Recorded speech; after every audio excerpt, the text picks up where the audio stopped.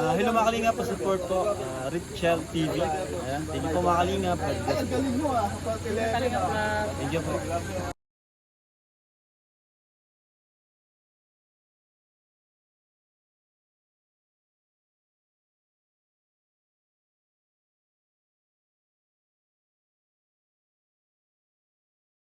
Sa ato ang presidente. Yes, sama sa mong gingon man ang kuno ba.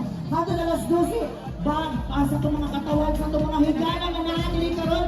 Busa ayo sa gyud mong pangawak kay daghang mong masayran nga makimalaki sa ato diri ang ato mga kalingawan. Syempre sa pag-celebrate sa ato ika-80 nga birthday sa ato president. Yes, so syempre lahat ang karoon sa ato ang hukbong sa taong lungsod official Facebook page. Nakaway-kaway sa ato ang mga live viewers sa ilang mga panimalay. Kikawalo po ang ako mga silingan, ako mga amigo, taon-taon mga pa sa sila kay ano ang ilang girede dyan nila kay hantun mag-binar dyan sila karoon. Yes, and of course, i-shoutout po na ako ang akong mga kapalintihan all the way from Southern Leyte, nagatanaw sila karon. And of course, na po din mga kaigsunan na naa sa Cebu, nagalantaw sila sa ako ang live karon. Yeah, grabe no? Grabe, and of course, nice po na to pasalamatan ang katong mga tao nga ni Tambong, nag-effort, nabinag, mga nag-share sa ilahang mga time na naghatag og oras, labi na sa ilahang pagsuporta sa atong mahigugmao presidente. O syempre, andam na ba ang atong mga kandila para unya, para sa atong pagkanta sa atong birthday celebration? Andam na ba mo? Oh, tanawa, ready kay na sila. Nila kapalangga si PRD. Yes, kung giunsa ta paghigugma isip amahan silang pamilya, isip may gugmao mo sa isip amahan sa ato ang Grabe tanan. naman sa itong mga social media accounts. Sabi hindi mo pa nakita karon nga. Miski wala si PRD, miski magputang sila person tapos nag-celebrate sila ang birthday. Nakita na rin. Yes. Muna yung trending karon na kantahan ng birthday cake. Oo. Si PRD. Oh. Daghan kaayo Kaya na. sa kapalangga sa mga ano. Labi na kato mga nasa mga naging dapit. Hatod karon ba na sila yung mga nag-celebrate pa, napakita pa sila cake, namalit sila cake, to celebrate para sa birthday ni Ako PRD. lang kinilaksan. Yes, So, oo. medyo nagkalinti akong hashtag ipat-trending na ito. Yes. Ayaw dyan mo, kalimot, kami nag-init, yung panahon na, inom kayo mo ang tubig, Sa ha? itong mga senior citizens. Yes. Kung tatay o tatay diha, ayaw ko kalimot, mag-inom mo ang tubig. More water po tayo ng first para tuloy-tuloy ang ating kasiyahan mga kaibigan. Once again, gusto mo namin ulit marinig yung masigabang palakpak na talagusanang Sigaw!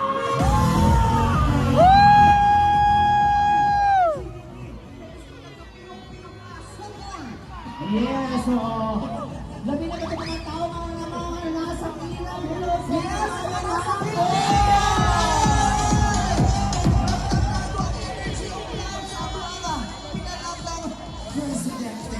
Yes, and of course, sa kanang kurasa, dili panigyod na o ang atong mga nakita. Kaway-kaway pa sa atong loob, mga kaibigan, live na live na.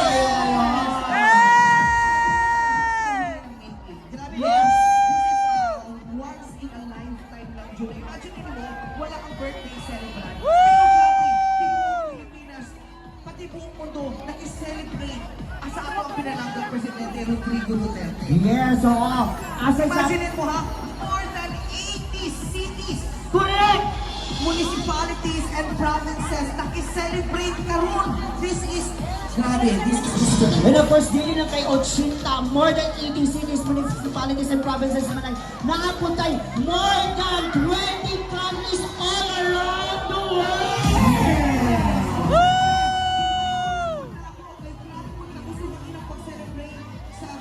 Of course, watching live NA.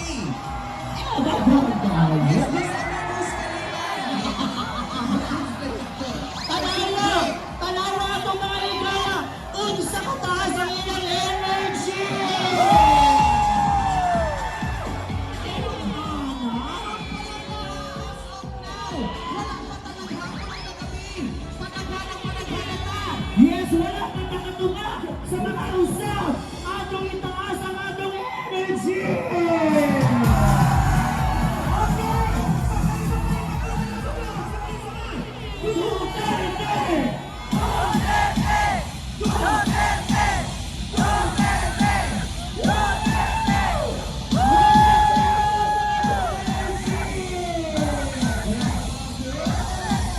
Ingana ka-init o ingana ka-dasig ang taas sa energy sa atong mga higala. O syempre, di mayon po na mga viewers nato from different districts here. Yes. Pero kamalong ko, excited na mo kay Nanata para makadungog sa ilahang diyan ka na pang musika karon. Alaman.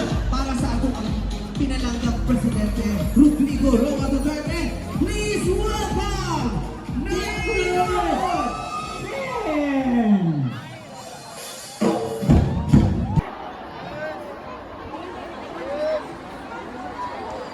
Niadto mi sa barracks, kaya among giharanahan ang mga military. Kaming mga asawa, mga lula, mga anak sa mga gipang patay sa panahon ni Marcos. Niadto mi kay nangarana mi, kay gusto namong ikanta ang among kay Dios sa among pagpangayog hustisya alang sa among mga minahal sa kinabuhi. Dito nakita namo si Mayor Rody Duterte on the first time nagkita mi ni Mayor Duterte.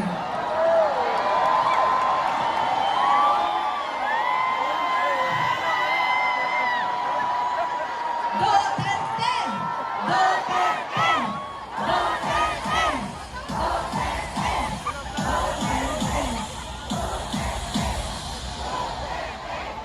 1992, giingganyo ko ni Mayor Rody Duterte pag-apil sa politika. Ingon niya, daganing, kinahanglan tingog ang kababayan diya sa konseho. Tod man, sa tinuod lang, sa alyansa sa katauhan mo ito ang political party ni Mayor Rody Duterte. Ako lang, sininin ako lang ang binugtong babae sa Tibuok, District 1, 2, and 3. Nadaog ko. Pagkadaog na ako, sultihan ko niya ning iorganisa ang kababayan sa 1st, 2nd, o 3rd district aron makasiguro ko na ang tingos sa kababayan maapil sa kalambuan sa syudad sa Davao ug muuban sa akong pagpalambo dinhi atong syudad. Palangga gyuday kita ni Mayor Rody Duterte. Sultihan ta mo ang pinakapalangga nga sektor ni Mayor Rody Duterte, mga kababayan. No? Gani man si Mayor Rody ningon himoa unsay kaya nimong himoon. So tinuod lang nakaya nato nga magpanday og Women Development Code para masiguro nato nga ang atong mga katungod o partisipasyon o pag-ila sa atong hutong magarantiya diri sa atong dakbayan. Kita ang una, pinakaunang mga kababayan nga naay balaod sa tibuok Pilipinas. So nga igsuon ko, sa tinuod lang, pagkahuman sa Women's Code, gani ang syudad sa Davao nakadawat yun og Galing Poong Award tungod sa maong balaod. So kita ang naay balaod pagkababayan pinakauna gid ni siya. Gani ingon niya, ikaw na'y bahala diha sa mga kababayan. Atong panahon na naan naman ang mga babae. Makusganon kitang nag-organisa. District 1, 2, and 3. Tabang sa ubang mga organisasyon nga ning tumaw na niya atong panahon na. Sa mga igsoon ko, karon ang panahon nga atong ipakita sa atong halanggaw na pinalanggang Mayor Rody Duterte, atong presidente, ang atong pagpangga sa atong mayor, atong presidente, Rody Duterte. Duterte! Duterte! Duterte! Duterte! Duterte!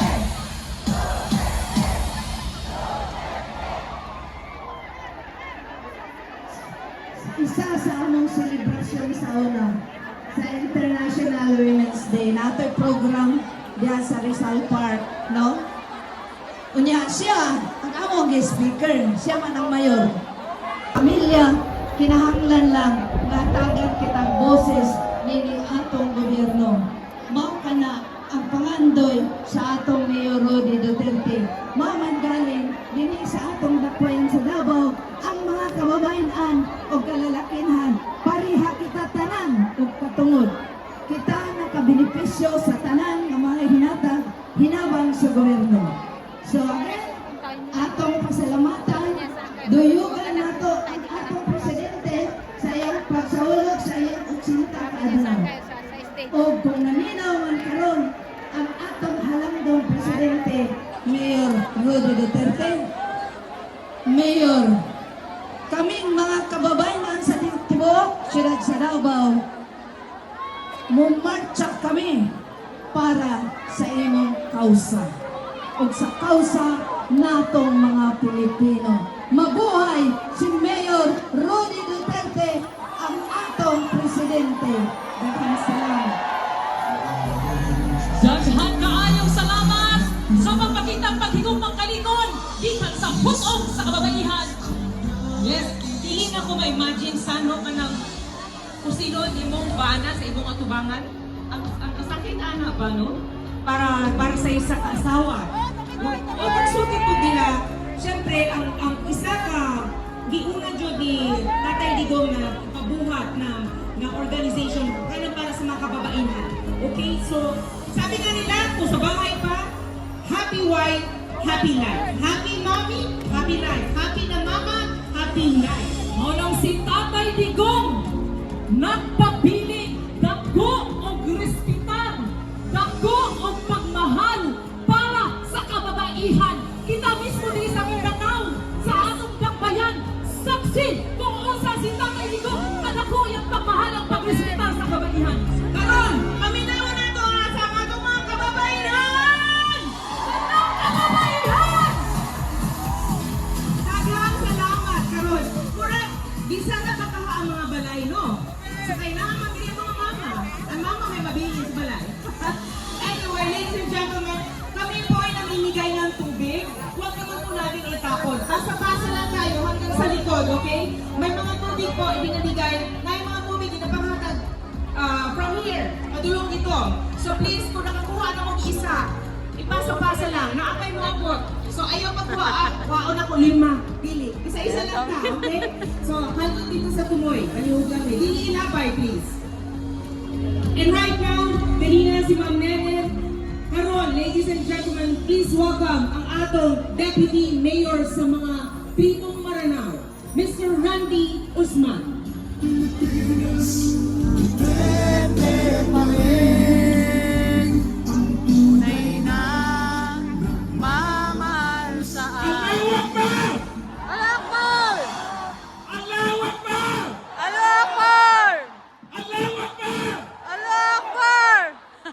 Alhamdulillah, wassalatu wassalamu ala Sayyidina Muhammad, wa ba'd. Assalamualaikum warahmatullahi ta'ala wabarakatuh. Ako po ay nanawagan sa lahat ng mga Pilipino na ito ngayon ay itik birthday ng ating Pangulong Rodrigo Duterte. Kami po na mga muro, hindi kami po titigil hanggang hindi po mauwi ang aming presidente na Rodrigo Rua Duterte. Ngayon, kontento ba kayo sa panggobyerno ngayon? Hindi! Dapat pababayin natin ang ating presidente.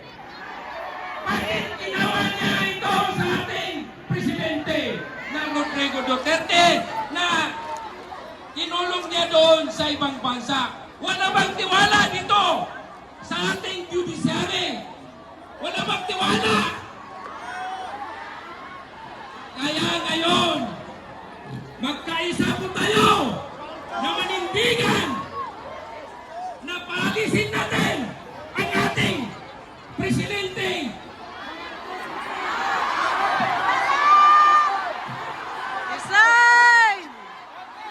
Mga kapatid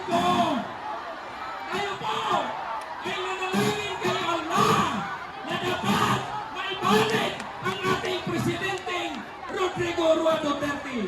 Sa tingin ko ay nakikinig po sa atin, nakikinig po ang Allah sa atin na ang hiningi natin na ipabalik ang ating presidenteng Rodrigo Roa Duterte. Kami po mga muro, malaking utang na loob namin sa kanya. Ginawa niya yung panahon dito sa Davao na isa lang ang Deputy Mayor. Yung pagkupo niya na 1988 na nagiging mayor. Alam niya ang mga muro na bawat tribo may representative. Ginawa niyang 6 na tribo ng Deputy Mayor. Yun po ang isang legacy ng mga muro na ipinaglaban po ni Duterte. Ang mga muro, patas po ang pagtingin niya sa mga Muslim o Christian o Luman.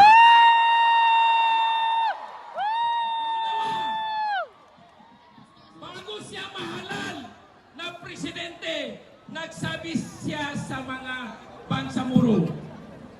Nagsabi po siya sa mga bangsamuro na kung ako ay magiging presidente, ibibigay ko sa inyo ang Bangsamoro Organic Law.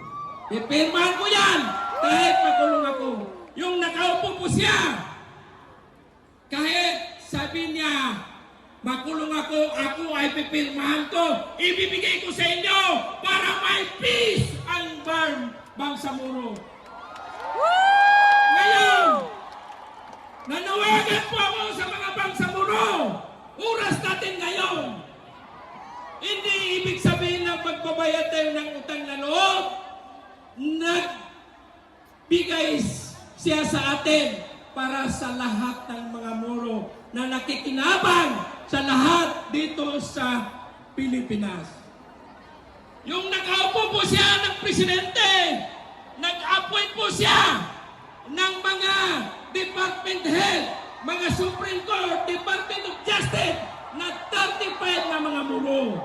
Ganon kaganda ang pag-aapamalakad ng ating Presidente Rodrigo Roa Duterte. Tama ba?